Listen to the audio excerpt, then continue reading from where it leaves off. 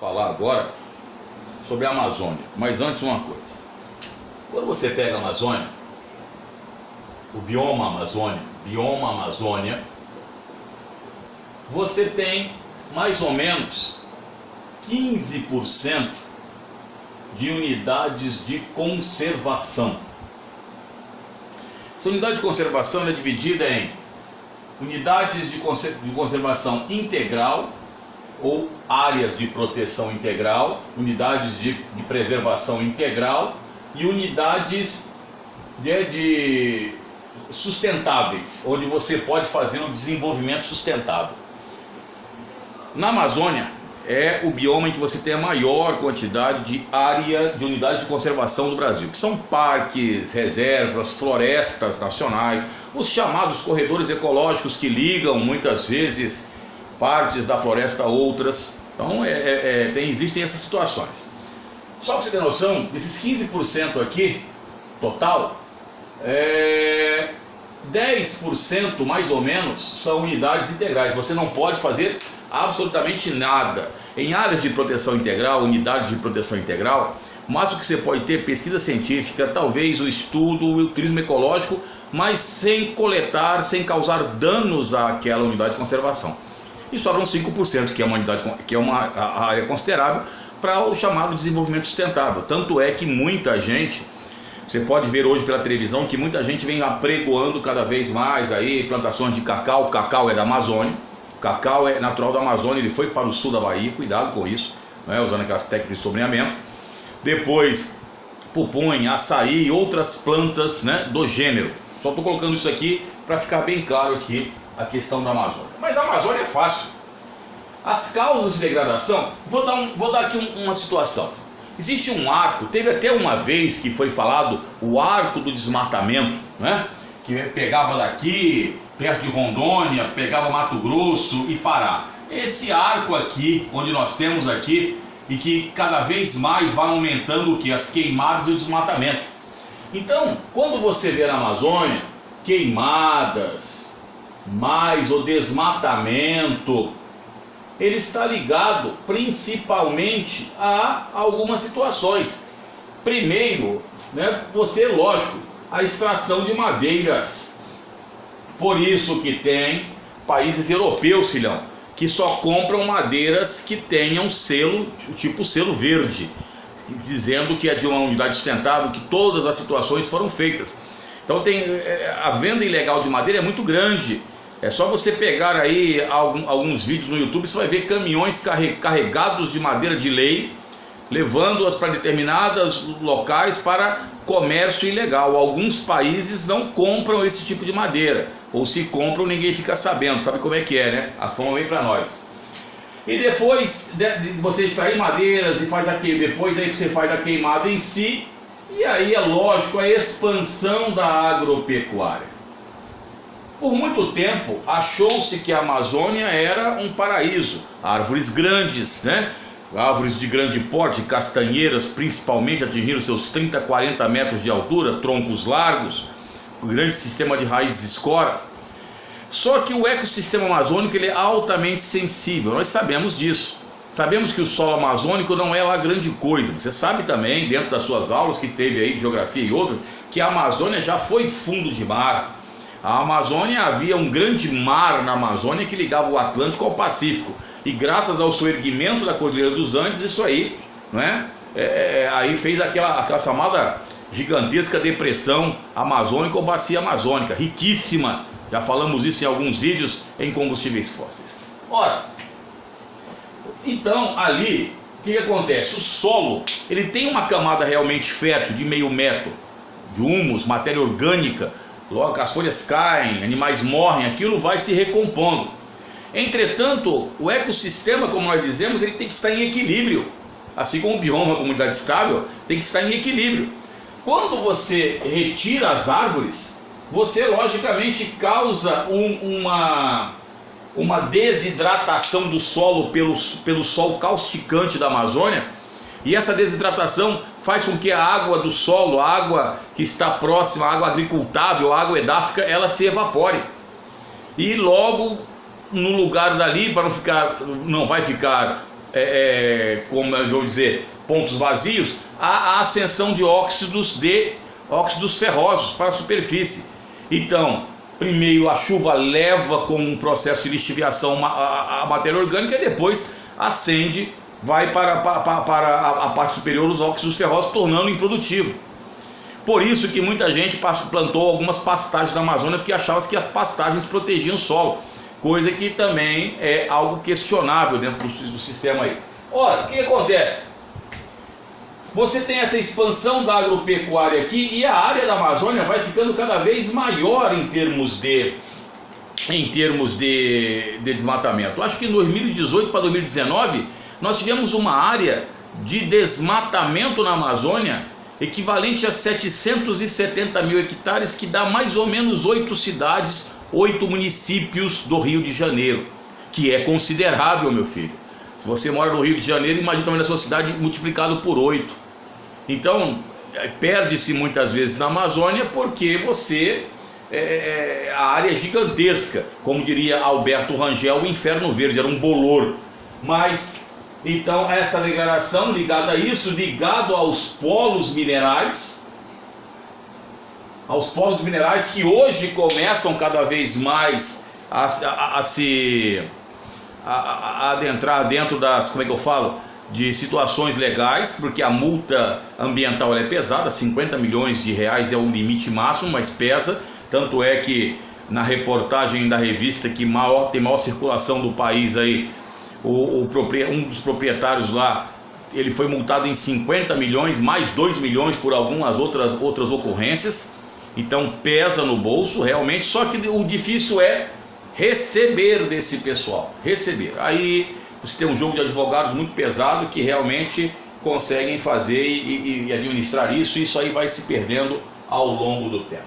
Então é o seguinte, filho, então a extração de madeiras, tá? Os polos minerais que jogaram muitos rejeitos nas águas, os esgotos industriais, principalmente de cidades do porte de Manaus, Belém, Santarém, Parintins, são cidades grandes que jogam, principalmente Manaus, que é uma metrópole regional ali no interior da Amazônia, joga grande quantidade de esgotos, não é?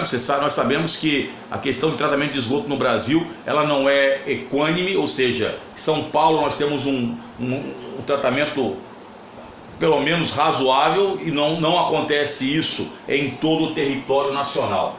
Então, também lógico, os garimpos que geravam principalmente a emissão de mercúrio nas águas, e lógico, aqui ao contrabando e a biopirataria que é feito na Amazônia graças às extensas fronteiras.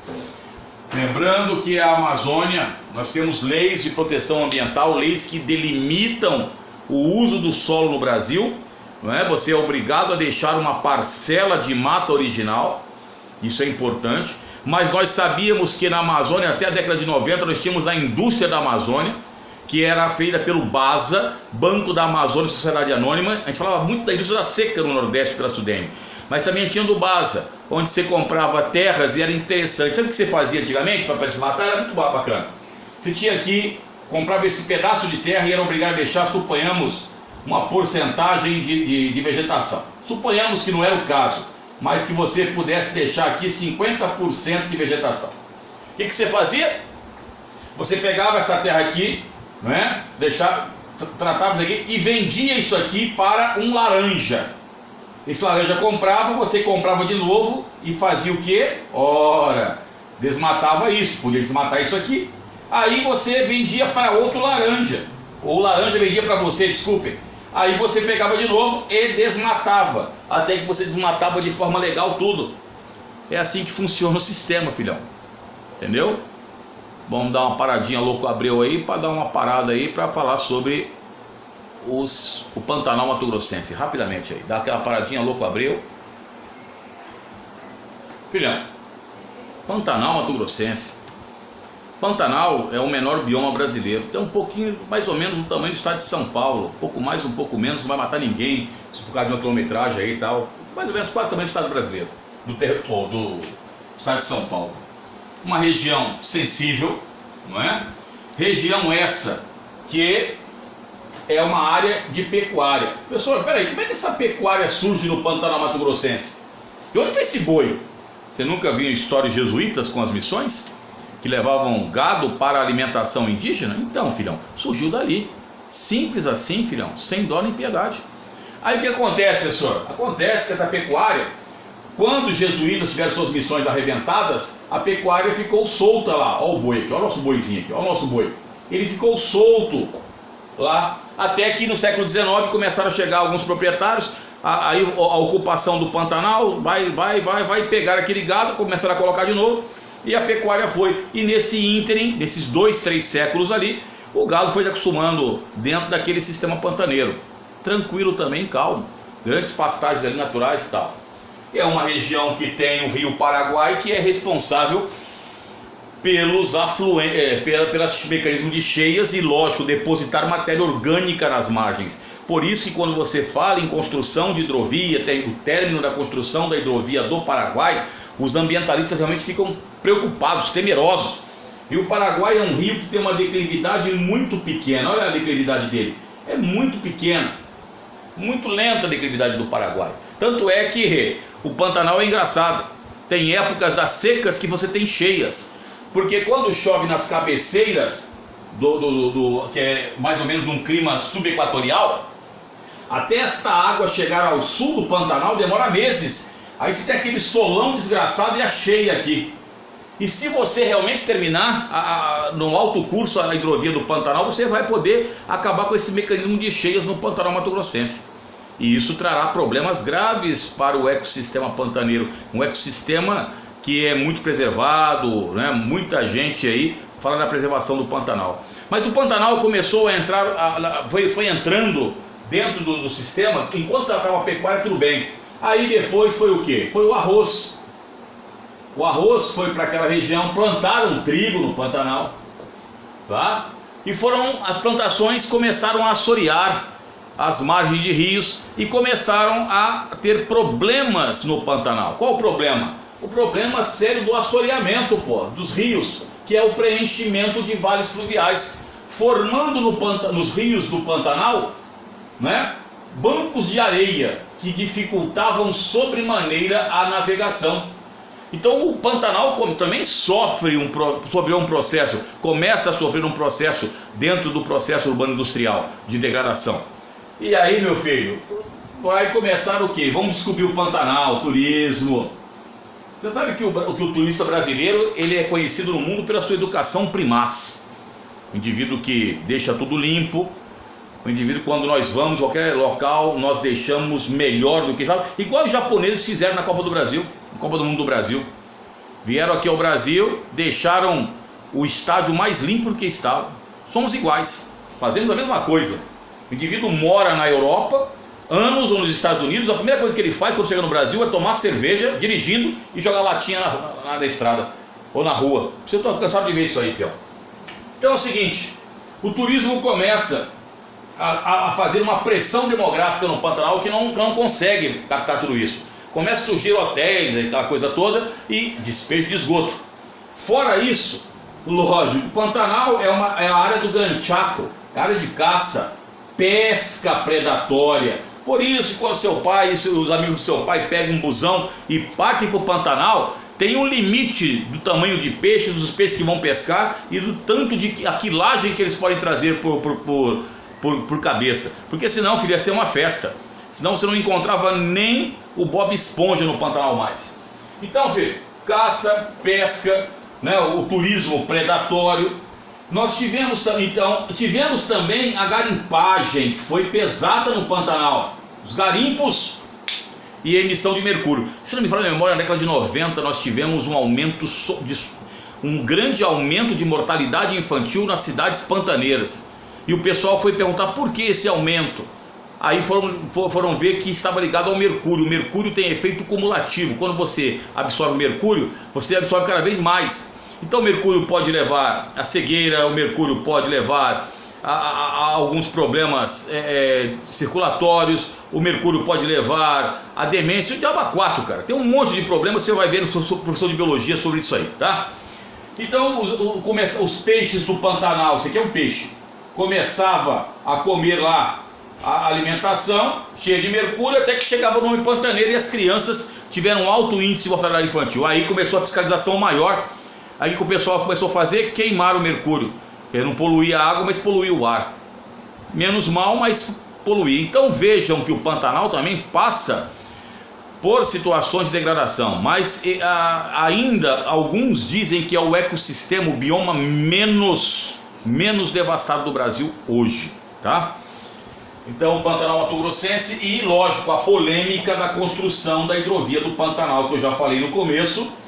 Se você fizer uma hidrovia, você será obrigado a rebaixar o leito do rio, e isso poderá trazer problemas graves quanto à manutenção do ecossistema.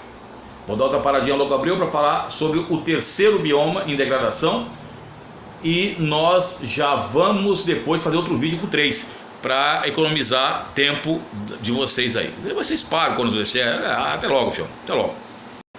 Fião, vamos seguindo aqui rapidamente para a gente dar aquele grau, aquele leio. E vamos aí com o predomínio do bioma dos cerrados. Os cerrados, filho, não tem muita coisa a falar. Temos um vídeo de 12, 13 minutos sobre o bioma cerrados, cara. Então assistam. Pô, pega lá, assiste, estou falando aqui agora, você vai lá, bioma cerrados. Pronto, tá lá, aparece 10, 12 minutos com as características da vegetação de cerrado. Mas o cerrado sempre foi uma região, se você for pensar na sua cabeça, quem vai desbravar isso aqui são os bandeirantes, filhão.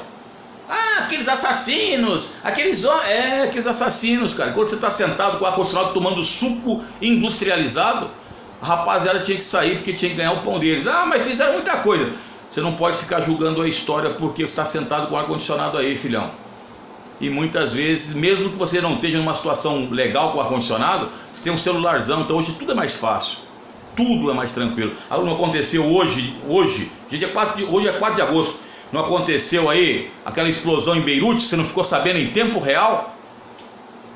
Naquela época não era assim, filho, não tinha nem celular. Na realidade, mal e mal os caras sabiam escrever. Mas vamos lá. O cerrado, filhão, ele, como eu falei, é um bioma. Esse bioma dos cerrados aqui, ele tem uma coisa interessante que quase ninguém se preocupa. Os cerrados, filho, ele tem 4 importantes bacias hidrográficas que nascem nos cerrados e dependem dos cerrados. 70%, arredondando, das águas vão para a bacia de abastecimento da bacia amazônica. 70% das águas vão para a bacia do Paraguai e Paraná. Não é 70% aqui não. Daqui a pouco eu vou ver isso aqui, acho que é 30%, se não me engano. E 90% da bacia do São Francisco. Espera aí, professor. Espera aí. 30% da bacia amazônica, 70% da bacia Paraná-Paraguai, 90% da bacia do São Francisco. Espera aí. Eu sempre aprendi o seguinte, São Francisco é o rio perene que passa pelo sertão. Correto. Mas os afluentes nascem aonde, meu filho? São Francisco nasce aonde? Ele não nasce no cerrado, hein? Pelo amor de Deus. Ele nasce na Serra Canastra. Os afluentes dele nascem aonde? Muitas vezes nos cerrados. Então cuidado com isso em provas. Só para você ter noção, a região centro-oeste tem 4 bacias que são importantíssimas. Então cuidado com isso nas provas. Então o cerrado aqui, meu amigo, essas vertentes de água dependem do cerrado. Por isso a grande preocupação hoje com a preservação de vegetação de cerrado e também das matas galerias que são devastadas, arrebentadas. Matas galerias auxiliares, nós temos um vídeo sobre isso. Ela serve para proteger aí principalmente as áreas de rios, tal, de assoreamento, que são as APPs, muitas vezes áreas de proteção permanentes. Ora, filho, o que acontece aqui? Os cerrados, você não pode errar isso aqui numa prova. A degradação dos cerrados começa principalmente no século XX. Século XX. E antes não tinha gente? Tinha, mas daí você dizer que o homem degradou o cerrado no século XVIII, XIX, não, cara. Século XX começa a indústria. E no começo, só para você ter noção, o centro-oeste, que é considerada a região dos cerrados, mas os cerrados não se circunscrevem apenas no centro-oeste, temos um vídeo falando sobre isso. Nós temos o seguinte, filhão, os cerrados, só para você ter noção, ele começa com pequenas propriedades. Bom, primeiro o gado que sai de São Paulo e vai para os cerrados para depois abastecer os frigoríficos paulistas. Aí depois começa com as pequenas propriedades do sul do Mato Grosso, Dourados.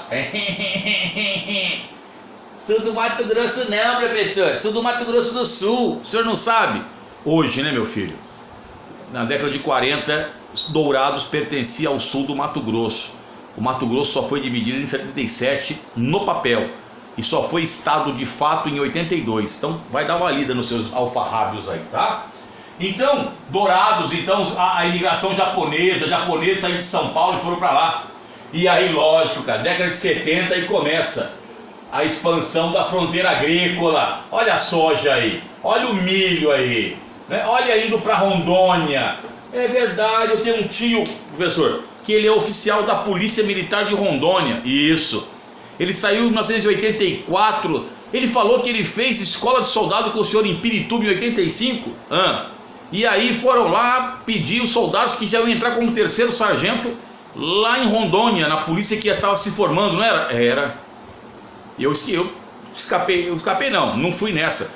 Poderia ser hoje coronel aposentado pela Polícia Militar de Rondônia, quem sabe. Então, filhão, são as oportunidades que você não pega. E aí depois você fica reclamando aí, né? Fica aí mandando essas aulas aí, xarope aqui no YouTube. Então é o seguinte, filhão. Os cerrados, ele é considerado um hotspot, um ecossistema ameaçado, 48%. Mas além disso, o cerrado tem duas contaminações que você esquece muitas vezes. A contaminação de recursos hídricos, principalmente o lençol freático, pela grande quantidade de fertilizantes que você utiliza. Lembre-se que a agricultura lá é uma agricultura comercial, uma agricultura que usa uma paulada de transgênico, uma agricultura que usa uma semente transgênico, teoricamente era para usar menos inseticida, né? Fertilizantes, etc.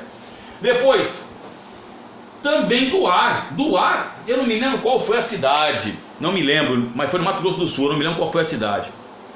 Em determinada época, foi fazer lá, passou lá o avião, não é nem caminhão, um avião de veneno mesmo, e mandou veneno. E os ventos bateram e levaram aquele veneno, grande parcela, para uma cidade que não era tão pequena. Um monte de gente foi parar nos postos de saúde intoxicados.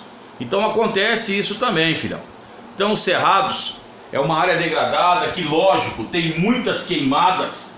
Ah, professor, mas a queimada natural não é fundamental para o cerrado? A queimada natural é, mas estamos falando de queimada artificial. Por isso que você encontra uma paulada de carvoarias.